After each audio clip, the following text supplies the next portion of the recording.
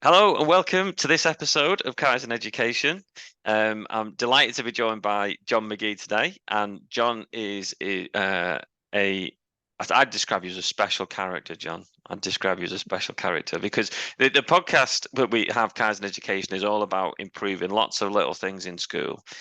So you improve something that's massive at the end of it. And the work that you do around improving schools and the kindness that they give to the students and to the staff and to the wider community is just so important. So first of all, a very warm welcome to our little podcast. Thanks for having me, Phil. I'm really looking forward to, speaking to you and all your listeners tuning in and seeing what they can take from today's podcast. Great. Most people are usually walking the dog. So if you're walking the dog, enjoy yourself. If you're on the way to work, enjoy yourself doing that as well. So if we asked everybody though, if kindness was important in schools, I'm pretty sure everyone would say, oh yeah, definitely kindness is really important in schools. And you go to hundreds of schools, thousands of schools across the country. Do you think it's being prioritized at the moment? I think it is. I think there's a lot of schools prioritising it, and I think a lot of other schools could maybe nudge it up the to-do list. It's great for me because obviously I get to go to a lot of my kindness matters schools. But I also get to see when I get, leads from Twitter and, head teachers asking we jump on a quick Zoom, and they're very quick to share what they're doing in their school and sharing their stories, how they've seen the impact whereby teaching children, the importance of kindness towards themselves and others. It's creating that more of a lot more empathy inside the classroom and outside the classroom. So yeah, I think we are. I think we're getting a lot better at it. But don't get me wrong, we're both educators. We know a lot about education. There's a lot of red tape, and it's like a massive game of whack-a-mole, isn't it? There's so much to do. So yeah, a lot of schools put it at the top of the to-do list. It's still in there on that to-do list in every school. It's like anything. What do you value the most?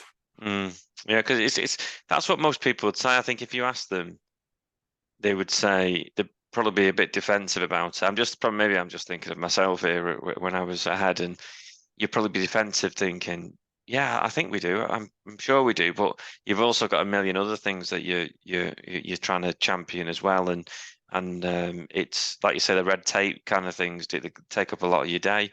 But you've really taken this on as your life passion. And I know you've got a really grand ambition for schools and kindness matters. So could you tell us a little bit about what that big vision is? Because it's exciting, and then and what's brought you to this point? What's made you want to take up this mantle and decide that you and your work and your team around you is going to be the people that are going to change this? Well, I know it sounds like one of those old cliches, but it's true. The old song, I believe the children of the future, teach them well and let them lead the way. Everyone thinks it's Whitney Houston, but it wasn't. It was actually a lady called Linda Creed that wrote those lyrics. And, before I take my last breath, I want to support every child and teacher in the United Kingdom to take the Kindness Matters 30-day challenge. So my vision, and we're getting closer and closer to it, is that every September, nationally, there'll be this huge buzz where every school at the same time on the same wavelength, generating that same positive energy, will be taking the Kindness Matters 30-day challenge. And the reason it's gone up a level now is because since COVID and the pandemic, the global pandemic, we had so many of our schools all doing it at the same time, and the feedback's been incredible. So this September coming, we're taking that first step. So hundreds of our schools, even though they've gone through the 30-day challenge, are all going to go through the process again, because we started having so many inquiries saying, what should we do? Do we do it again? Yeah, of course you do it again. It's just a refresher, isn't it, for the kids? So then we've come up with this idea now where all of our schools that are signed up to Kindness Matters is from June, there's going to be a massive mail shot going out, and we're all going to be doing it together. Mm. And with great partners like yourself, Phil, being able to collect that data, our hands getting stronger and stronger, where we can just go to at a government level and say, come on, this stuff works. Come on, it's supporting kids' mental health and well-being. It's helping them self-regulate. It's making them have more empathy towards themselves and others in the wider community. Come on, what's stopping us doing this? Yeah, and So I'm sure there'll be people listening who've got a saying in Wigan: So tell me what foot do then. So What to do? what foot do? So yeah, that it's there won't be anybody that disagrees with you at all. But how do then schools start going about it? How can schools be kinder places? Well, just straight, let's go straight to the juggler. They just need to visit our website and just take the Kindness Matters 30-day challenge and experience it themselves. It's easy for us to say at this side of the playing field, but once they take that 30-day challenge, then they see the impact themselves, and then it's always the same. It's they're on to, when can we get John booked, when can we get him in to do some staff training, Mm, can we get him on a virtual call, and that's how the process happens every time. And moving on from that, now from the Kindness Matters, during the pandemic we wrote a second course called the Happy Tank, which was all around teaching children how to take care of their own emotions and how to self-regulate, because a lot of children, including adults as well, were really struggling with mm, self-regulation. They're just emotions, they were just getting emotionally hijacked and just having massive breakdowns. And unfortunately a lot of our young people were self-harming, which was mm, it was off the Richter scales, kids as young as 8, yeah. self-harming, which you And know the work you've done is making a difference, isn't it? I mean, you measure it. You not only speak to the kids and speak to the staff, and it's not just like a one hit and then you walk away and then that kind of impact's lost. As you actually measure this, don't you? Yeah, we measure the impact, yeah, because I'm like, and that's what I always find really funny when I get onto like a chief exec of a Matt, or some executive heads, or just head teachers, the people who make the decision. I just say, when we take them through the course online, and I'll say, I think I know what you're going to be asking next. So how do we measure it? Well, thanks for asking that question. And then we show them how we collect that data. And now they've got that snapshot. So then if there's any of the governors say, hold on a minute, what are you spending on this money on Kindness Matters? Well, I'm really glad that you asked that question, because here's the impact it's had. Mm, And it's always a wow, wow. yeah. Or What it what just so what does that look like? So what does that the impact that you have? What does it look like in the for the schools that you work with? How what kind of yeah, thing will they see?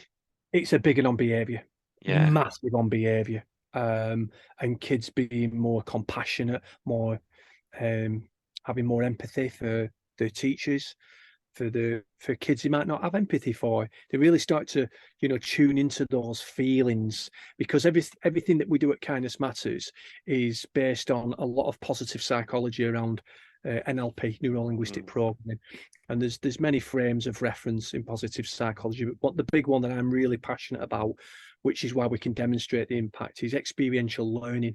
So unless we go through the experience, it ain't gonna happen. yeah. Your listeners are listening now, they might say they're going to start getting up at 6 in the morning, walking dog for half an hour, getting a bit fitter, and listening to your amazing podcast. But if they only talk about it, Phil, down the pub, and they're having a gin and tonic or a pint, Yeah.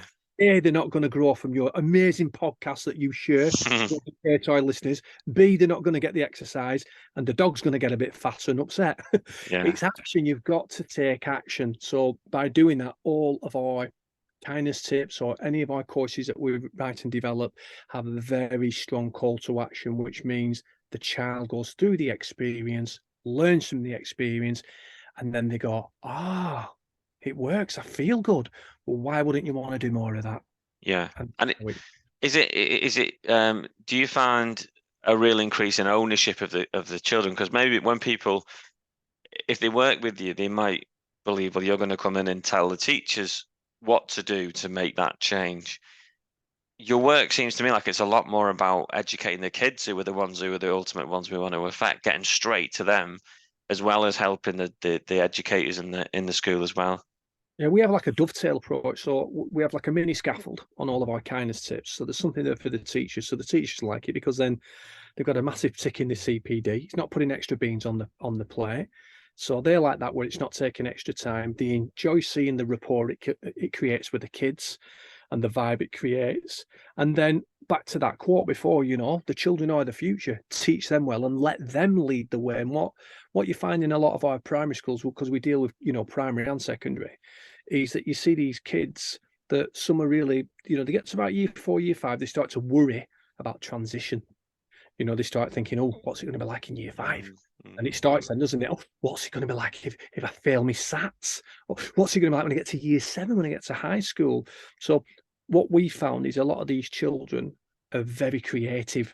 They want to create their kindness matter school. They create their own walls, they create their own areas, they create a kindness club, they become kindness ambassadors. Like we used to have prefects at school.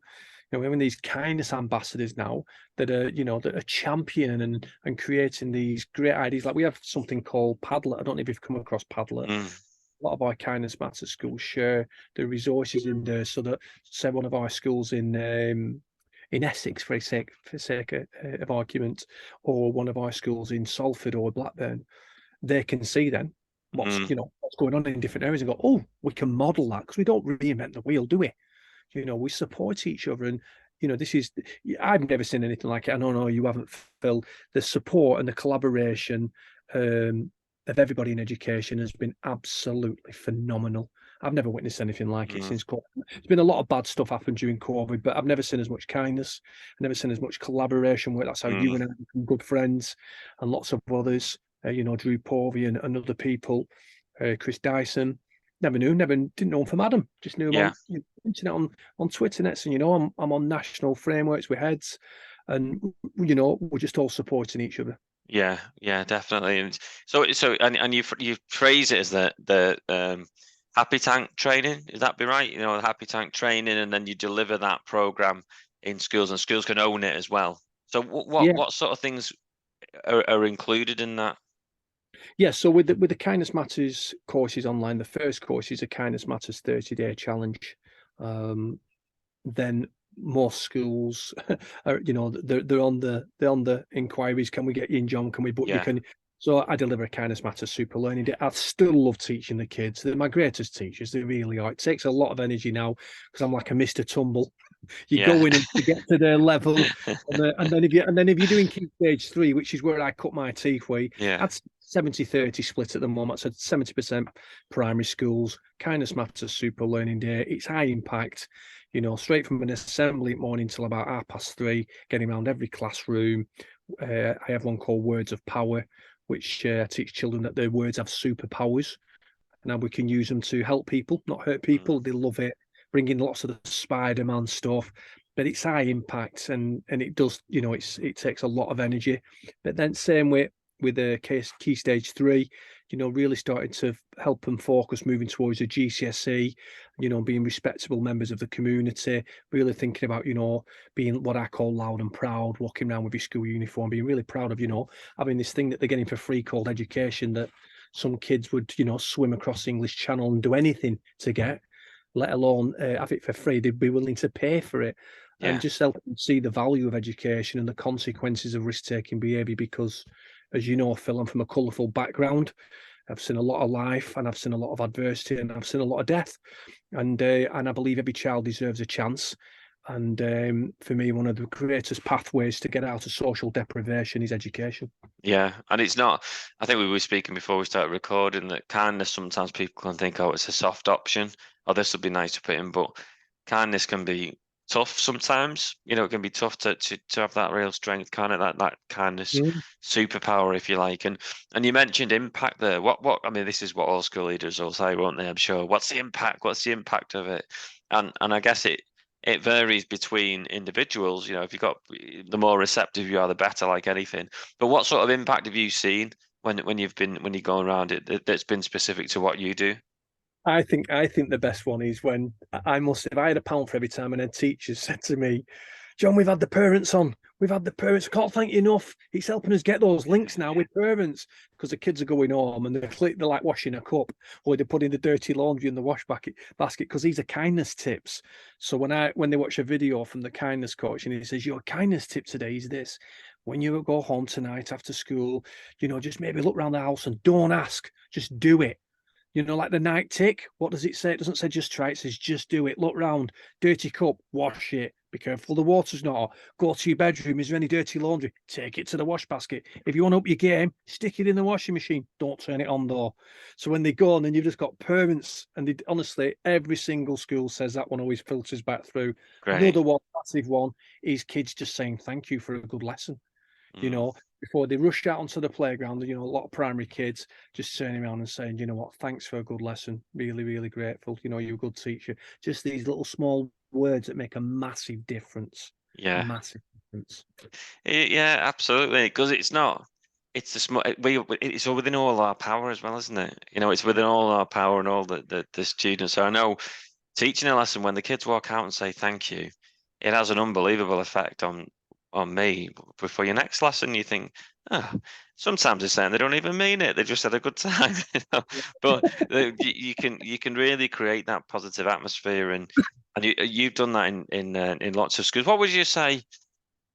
What what what are people going to get that's different with kindness matters than you think that they're getting? I mean, I've not heard of kindness as a mantra for many groups. What is it that's different about kindness matters and they'll get from another group that'll come in and do an assembly in the hall and do workshops or whatnot?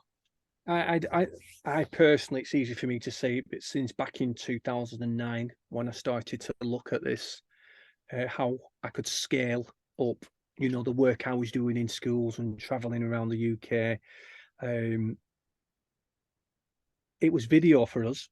Mm, Because I seen this thing coming in with the cloud, and I remember going to Pleckgate High School. And I've shared this story so many times, and the guy that was filming me at the time when I was learning my positive psychology and NLP, Eddie Mullen, he said to me, yeah, he's a Manchester lad actually, and he said to me, "You know what, mate? You know what you do want to do, Johnny, mate? You want to film it, mate, and scale yourself up." And as you can tell, that's a lovely Scottish accent. And I said, "What do you mean, Eddie?" And he went, "No, no." He said, "Because no matter how many staff you train," and we was working with a lot of football clubs like Preston, Blackpool, Blackburn, Aki, and Burnley, and they have a very strong community arm where the community staff go out and deliver fantastic community projects. And I train loads of their staff up how to, identify risk, how to get rapport with really hard to reach kids. And they did really well, but they were never me. So he mm, said to me, "You can scale this up." So when I started doing the research, I started to realize that this iCloud that was coming in was going to be big. And I remember saying it to a teacher at Pleckgate High School, and he said to me, I said, "Hey, what am I going to do? I'm going to film all these videos to help kids to watch, and then kids have got to take action. They've got to go and do it." And he went to me, "Nah, Johnny lad, stick it on a fax. It'll never work, that pal." And I was like, "No, no, no." And they couldn't see it coming. And then as video started to come in YouTube, you know, sorry to say it, but all these things like Snapchat, TikTok now, kids now learn so much from video learning. It's mm, phenomenal. Just think of your own children, and we've got to embrace that for good, not for ill. And I said this, I would rather than be watching my stuff on social than be watching some other silly video where mm, some kids knocking 10 bells out of each other. It's something I can't control, but if I can have them watching more positive content, which is having a high impact, which all have a strong call to action, which take the child through the experiential learning, then it comes down to an ultimate thing, which is what life's all about, which is this: choices. yeah, yeah, Gives them choice. We've got to keep giving kids choices, choices, choices. It's like I said to kids when I'm in schools, primary, high school, I said, "Look, you are not a bad child. You're not a bad kid. You're just making bad choices." mm, And they go, I'll say it again, "You're not a bad kid. You're just making bad choices." And they start to get it and start saying, "Look, life's all about choices. From your choices comes your actions, and from every action has a consequence. Just choose the good ones. You get it wrong mm, sometimes, but that's how we learn. You just don't keep repeating the mistake." yeah. And that's all of it. Yeah, brilliant. And like you say, you got that when you've got that content on there that they can access because they're all accessing video content all the time, and it's doing exactly what you've described there, but not for an educational purpose in the main. I mean, you do see some brilliant stuff on social media with those clips on there, but if we could replace something where it's learning to do a football trick or it's learning how to play an instrument or learning how to do a TikTok dance or whatever it might be with learning how to be kinder. Man, that's and why wouldn't you want to watch that? You know, Exactly. it's yeah, no, that's it was great, and I'm sure the teacher at the school's probably thinking, keep saying that now, and probably kicking themselves every time you say it. But it's a good, you've seen that coming, and the advice that you got there with somebody who said, go for it is spot on. And not only are you in video content and go and speak in lives at school, but you've also written, well, you've got a new book coming out. You've got a new book coming out, and it's really exciting. I've come to the launch. Can't wait. So, Yeah. can you tell us a bit about your new book? Yep. So the Happy Tank was written and developed during the global pandemic. I'd moved down to Lytham, down near Blackpool, and out of 30 plus schools, which is like my, if you will, my milk round. I go around every year, visit all my schools, high schools and primary. But they'd all sign contracts with Kindness Matters, and we're all thrown into this remote learning. All my mates who were heads, they were all expected to know how to teach remotely. Yeah. I become very good friends with Joe Wicks. Joe helped me out, put together something called Live at 11, just getting kids doing kindness around the house and just embracing YouTube. So just one of my schools in Blackpool on the Claremont estate, which is a very challenging socially deprived estate. Roger Foyle head, went into his schools, and he had some of the most vulnerable kids, year 5 and 6, who were absolutely frightened to death. And I've never heard Roger swear before. Worked with him for over 5 years at a previous primary as well. And he just said, John, you're not going to believe what they're worrying about. And I was like, what? If they're going to die of COVID? If they sneeze on grandma, granddad, they might kill them. And he said, no, they're insects. And I went, what? And he went, the insects. He said, get in there and work your magic. That staff training you do wheels without that nipple. I went, do you not mean NLP? Programming. So we then came, and that's how we developed it. We got all the worries, all their anxieties, what they were scared about. And he was right. Yeah, they were absolutely petrified of the SATs, going from year 4 to year 5, year 5 to year 6, 6 to 7, going to high school. And then the kids just come up with this metaphor. We talked about our bodies. What could we set ourselves to do on the inside? And they had two. They had the joyful joy or the happy tank, and they came up with a happy tank. And that's what we developed. So we filmed and did our second online course. And then from that, I got offered an international publishing deal with Williams. It's been 2 years. I don't do patience. If Rome was going to be built in a day, I want it done in half a day. Yeah. But that's the nature of the beast. If I want something doing, I want it done now, and I'm willing to graft and work hard until it's done. So we're here 2 years later. Launches March 2nd, and to see this in the hands of children and any parents, it's not just for education; it's for any adult. I've been quite sneaky with it. I said this on another podcast over the weekend. When I written the content and I spoke with my coach and my mentor, Chris Grimsley from NLP in the Northwest, we looked at the linguistics and the psychology. And what we've done quite cutely is we've actually done it for parents as well. Right. Great. So that when they read it to kids, there's 6 parts to the happy tank, Phil. So there's breathing, self-reflection, kindness, affirmations, gratitude, and happy tapping, which is EFT. Very, very, very powerful therapeutic exercises, which a lot of adults care, later on in life. But why are we not teaching them kids young enough now? And the impact this is having on kids is phenomenal. So now it's actually having in a physical book where kids can get their hands on it. It's just going to be. It's all about helping kids self-regulate, and we've got the data there to demonstrate how it does this, which is phenomenal. Self-regulate. Yeah, definitely. Yeah, I think that's the question that you've got to ask as a school leader, and you're thinking about it for your school. Would you like your own children to go through the 30-day program? Definitely. So we've got to try and make it happen in as many schools as we can. Absolutely, and if we can do that, then all the things that we generally would worry about, outcomes and attendance, it'll all take care of itself if we can increase that happiness and kindness. So and you really explain that what people are going to get out of the book. So if you're an educator listening to this and you get the book and you share it with staff, how will it help schools? How will that book help schools and school leaders to really bring about change in their own setting? Well, I think we all need it, don't we, Phil? You and I talked about this a number of weeks ago when we talked about time blocking. And when I spoke at that head teacher conference the other day for Salford primary schools at Crowwood, I was very surprised, and well, not surprised, I was actually shocked. When we started delivering the Happy Tank training, I was really surprised that, X amount of head teachers in the room had never done anything around time blocking. So, like blocking out time each day for themselves and how to be kind to themselves, how to just put something to one side for themselves every day. I was shocked with that. I was also shocked that as leaders in education, how a lot of them didn't know of much of these mindfulness-based positive psychology approaches, which are tried and tested, which help us reduce our cortisol levels, which in turn reduce our free radicals levels, which in turn, if we don't get them, then things can kick off in the body, things can break down.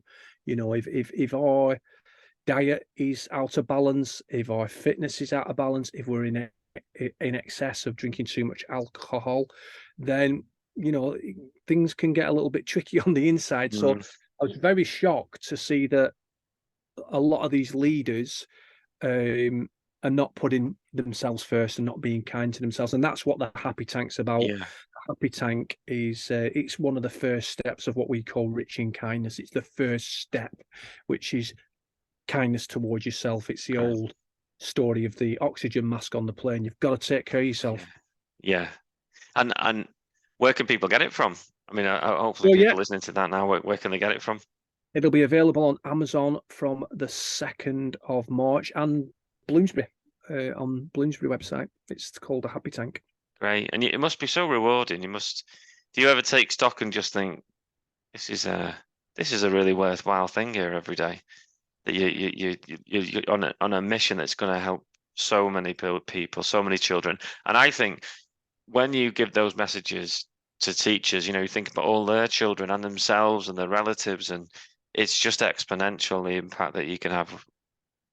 Yeah, it's still something I'm working on. It's a lot to do with childhood stuff. We've all got stuff, haven't we? So mine's a lot to do with childhood trauma, Mm, which when I deliver my keynote at staffing sets or conferences, there's not a dry eye in the house, and they get the backstory. Then they really do. So yeah. it's not because they're expecting this guy to just rock up and talk all this warm and fluffy kindness stuff, and then they go, Yeah. "Whoa, If I went, we booked the yeah, wrong person here. It's hold on a this. minute, what crime gangs?" So it's like, but then they see the back, and the thing is, they see my backstory in a lot of the children that they work with in the schools that have got a lot of stuff going on, and yeah, yeah. Mm, that's fantastic. Well, I'm really looking forward to reading it, John. And I'll be pushing it and sharing it as much as I can because because we're good friends, but also because I think so many people have got to get hold of this and got to do something with it because there's I was worried quite a long time ago about SATs and league tables and the pressure that brings, and then the way the curriculum changed. And I hate to say it, but my fears haven't been I can't think of the word is now, but I've been kind of proven right, unfortunately, in what my worries were for young people.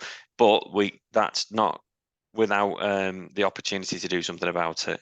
And we've got this world we live in now. We can do something about it, and making people chat kinder to each other is a huge step along the way to do that. So thank you on behalf of parents and schools, genuinely, for the work that you're doing, because it'll mean so much to so many people. And I can't wait to read the book and the book launch. And then it's a virtual book launch, isn't it? But I'm sure it's one we can meet up for afterwards and celebrate it as well. 100%, Phil, 100%. There's just some amazing people like yourself who are coming along, and I know there's going to be an absolutely massive kindness ripple going throughout the UK after that book launch. Because do you know when we seen you and Mickey speak at Old Trafford? Was it before Christmas? Was it November? A couple of Yeah, months ago. November. Yeah, Yeah. And you said something really interesting. You and Mickey, you talked about having team captains, you know, in your school, and I'm starting to see that now. From hearing that, I think I was doing that unconsciously competent, where now I'm doing it consciously competent, yeah. because every head teacher in every school has a team captain or two. So that basically means the head filters it down. So we've got our captain kindness in Mm, school, our captains who really champion it. They want to lead it. They want to run it through the heart of the curriculum, through the veins of the school, if you will. And that's what we're seeing now. So thanks for the modelling there, Phil. Our team captains, thanks to you and Mickey. no, you're You know, welcome. You're and you're welcome. No, that's great, great. and you're great book. You know what I mean. So people need to get their hands on a copy of that as They've well. all got it already, John. They've all got it Yay! already. Only joking. No, great. Thanks so much, John. It's always a pleasure speaking to you. And the great thing is that your work's just going to get bigger and bigger. So I can't wait for us to speak again, and we can share it on the podcast again, and just track this amazing work and see how it just affects so many children positively across the country. Just one more thing, Phil. So if anybody wants to find out what we do, just to visit www.kindnessmatters.co.uk, and my personal Calendly is on there. So if they click that, they'll come through to me and my team, and we can set up a Zoom and just see what we can do for your school. And any head teachers listening to this, we'd love you to become our next Kindness Matters school. Brilliant. Yeah, and any information that you want as well, you can always get in touch with me and go straight to that website and get book on John's calendar. Oh, thanks so much, John. Really appreciate it, and it's just been brilliant chatting with you. Yeah, thanks for your kindness, Phil. Thank you. Thank you for your kindness as well. Bye bye.